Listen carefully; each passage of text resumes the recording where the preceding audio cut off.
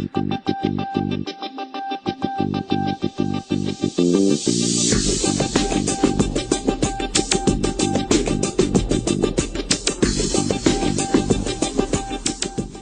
and welcome back to day 2 of the course in Mastery. Today's exciting. It's about putting your dreams on paper, writing your goals. You'll also see a clip from Olympic gold medalist John Naber. Here's Tom. Thanks, Coral. I used to have a problem setting goals. I used to think that if you set goals and didn't achieve them, that you failed. This is how society teaches us. In school, we're told we need to get good grades. If we don't get good grades, we've failed. Nobody wants to fail. So when I set goals, I always set goals I knew I could achieve. That way I always felt like I succeeded. Then a good friend of mine asked me a question. He said, "Do you want to live a life of mediocrity?" I thought, how could I be mediocre? I'm setting goals and I'm achieving them. He said, "Tom, mediocrity always sets goals it knows it can achieve. Excellence, however, stretches itself, and although it may never achieve its goals, it always outperforms mediocrity." Do you want to live a life of mediocrity? Setting goals is one of the most important tasks you'll do over these next 30 days. These next 30 days are action-oriented. This is not a sit back, relax, and hang out program. This is a lean forward, get out your pen, and start making things happen kind of course. It's a sad fact that most people give in to mediocrity and spend more time planning their vacation than they do their life. Don't you give in to mediocrity. Take action today. Today, we're going to set goals. Here's what I'd like you to do. Number 1, get a journal. Not just any old journal, not scraps of paper, but a journal that represents you. Here's why. Over the next 30 days, and hopefully over the next year or two, you'll be writing in that journal your hopes, your ideas, your dreams, your strategies, and you want to look back at that journal and say, this journal represents me. It represents what I'm about. So get a journal that really represents you. The second thing I want you to do is open up that journal and start dreaming. Put your pen down on paper and write for 30 minutes all your goals, your ideas, your strategies, your thoughts about what you want and what you know you deserve for the future. Be specific when you write. Write down in incredible detail everything you want. Act like you're 13 or 14 and you can have anything you want. Don't stop writing or dreaming for 30 minutes. The third thing you want to do is take each goal and write A, B, or C. Now, if you don't have your goals yet, you can't do that. So stop the video and go write your goals. Take 20 to 30 minutes and do that now. Now, A are all the things that are really important. B are the things that you really want but aren't really necessary. And C are those things that, yeah, it would be nice, but I don't have to have it. List them all, A, B, or C. Don't worry if there's more in one category or the other. Just write down A, B, or C based on what you want and how you feel. Don't judge it based on whether you think you can do it or not.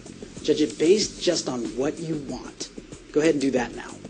The fourth step is to take all the A goals and mark them 1, 2, or 3. Again, 1 are the ones you really want. 2 are the things you like to have but aren't that important.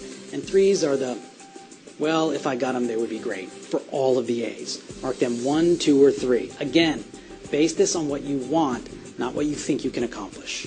Step 5. Take all of the A1s and decide which 3 would be the ones you'd want more than any 3. Then write out each one on a separate piece of paper.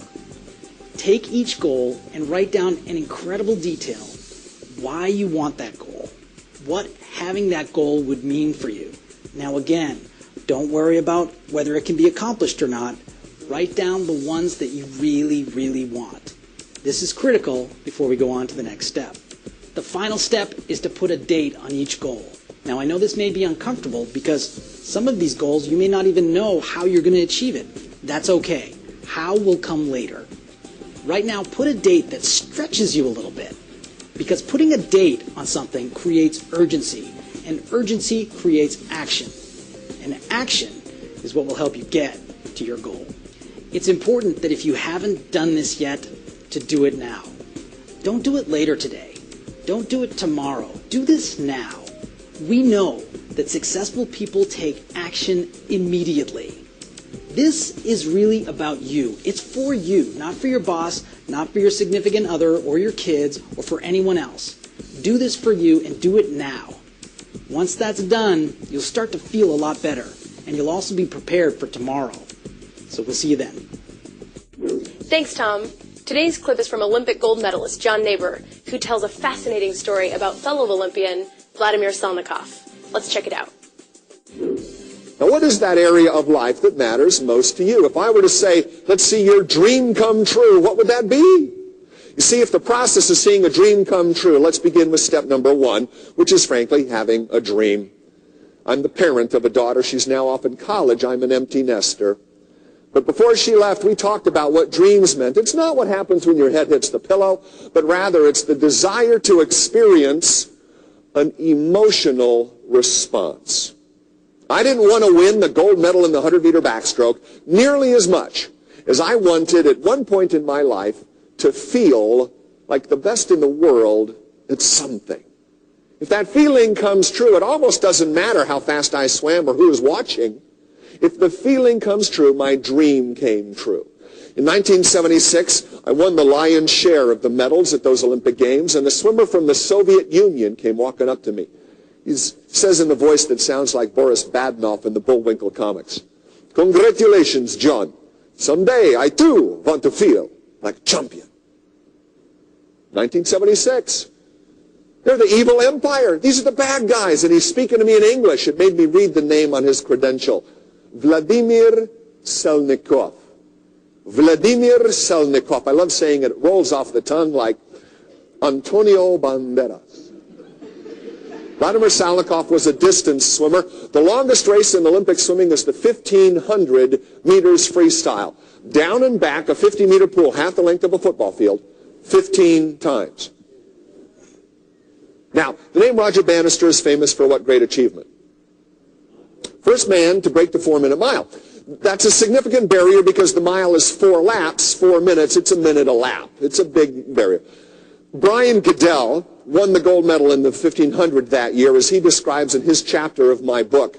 And he won the gold swimming the distance in 15 minutes, 2.5 seconds, a new world record. The world is knocking on the barrier, the significant milestone, and so we're all waiting to see who's going to be the first man under 15 minutes in the 1500 free. Now, I retired shortly after my Olympics, began a career in broadcasting, and I started doing my research. Now, in 1980, the Olympics that followed mine, that I was all prepared to cover, those were the games Jimmy Carter announced the Americans should not attend. It was the boycott Olympics. So we couldn't go, television couldn't go, we didn't get to cover the Olympics. And I had to wait for the August issue of Swimming World magazine to show up in my mailbox to find out who did what in each event. And on the cover of that magazine was the familiar face of the Russian swimmer. Now, if you get your face on the cover of a magazine, there's a sentence that describes what did he do. But this month, no words, not even a letter. Just the number, 14:58.27. He did it. He broke the barrier, got the gold medal, was the big champion in swimming at those Olympics. And in 1981, I run into Vladimir at the World University Games. I come running up with a microphone. "Vladimir, you told me you wanted to feel like a champion. You now have the gold. Was it everything you'd hoped for?" And he says, "No, John. I do not feel like champion. I win the race, but these boycott games, there's nobody in the pool."